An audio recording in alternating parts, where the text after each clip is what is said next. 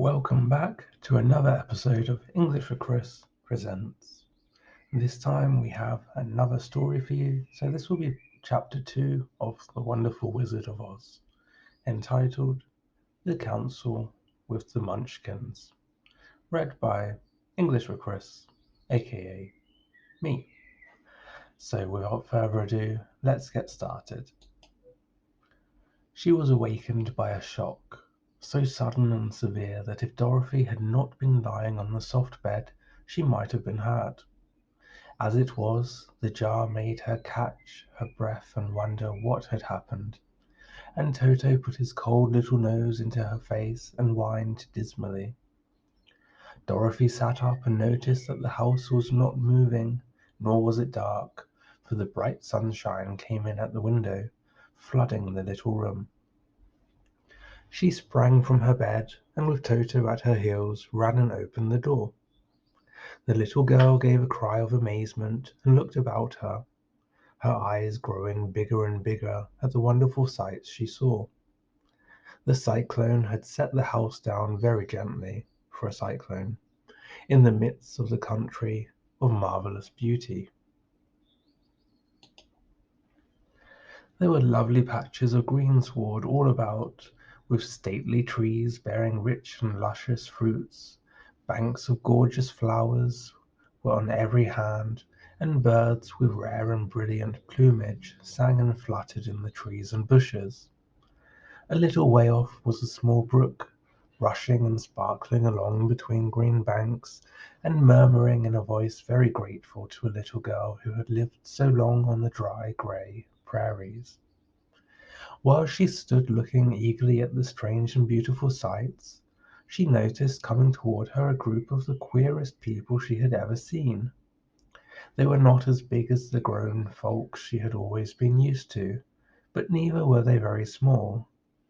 In fact, they seemed about as tall as Dorothy, who was a well-grown child for her age, although they were, so far as looks go, many years older.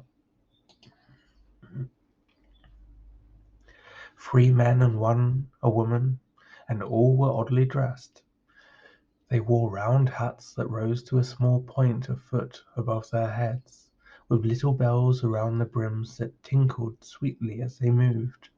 The hats of the men were blue. The little woman's hat was white, and she wore a white gown that hung in pleats from her shoulders. Over it were sprinkled little stars that glistened in the sun like diamonds. The men were dressed in blue, of the same shade as their hats, and wore well-polished boots with a deep roll of blue at the tops. The men, Dorothy thought, were about as old as Uncle Henry, for 2 of them had beards, but the little woman was doubtless much older. Her face was covered with wrinkles, her hair was nearly white, and she walked rather stiffly.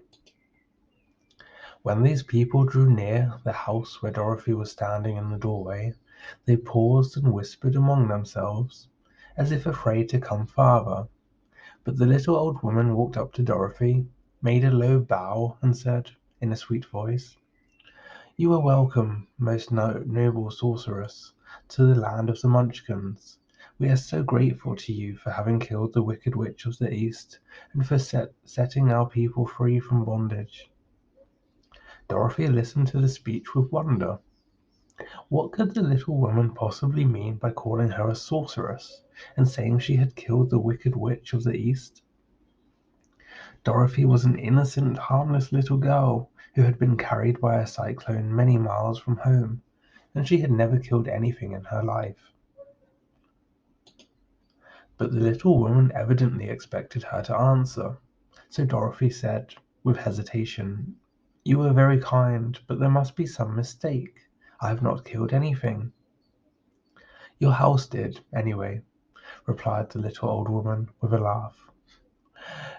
"That is the same thing. See," she continued, pointing to the corner of the house, "there are her 2 feet still sticking out from under a block of wood." Dorothy looked and gave a little cry of fright. There, indeed, just under the corner of the great beam the house rested on, 2 feet were sticking out, shod in silver shoes with pointed toes. Oh dear, cried Dorothy, clasping her hands together in dismay. The house must have fallen on her. Whatever shall we do? There is nothing to be done, said the little woman calmly. But who was she? Asked Dorothy. She was the Wicked Witch of the East, as I said, answered the little woman. She has held all the Munchkins in bondage for many years, making them slave for her night and day. Now they are all set free, and are grateful to you for the favor. Who are the Munchkins? Inquired Dorothy. They are the people who live in this land of the East where the Wicked Witch ruled. Are you a Munchkin? Asked Dorothy. No, but I am their friend, although I live in the land of the North. When they saw the Witch of the East was dead, the Munchkins sent a swift messenger to me, and I came at once. At once. I am the Witch of the North. Oh, gracious! Cried Dorothy. Are you a real witch? Yes, indeed, answered the little woman, but I am a good witch, and the people love me. I am not as powerful as the Wicked Witch who ruled here, or I should have set the people free myself. But I thought all witches were wicked, said the girl, who was half frightened at facing a real witch. Oh no, that is a great mistake. There are only 4 witches in all the land of Oz, and 2 of them, those who live in the north and the south, are good witches. I know this is true, for I am one of them myself, and I cannot be mistaken. Those who dwelt in the east and the west were, indeed, wicked witches, but now that you have killed one of them, there is but one wicked witch in all the land of Oz, the one who lives in the west. But, said Dorothy, after a moment's thought, Aunt Em has told me that the witches were all dead, years and years ago. Who is Aunt Em? Inquired the little old woman. She is my aunt who lives in Kansas, where I came from. The Witch of the North seemed to think for a time, with her head bowed and her eyes upon the ground.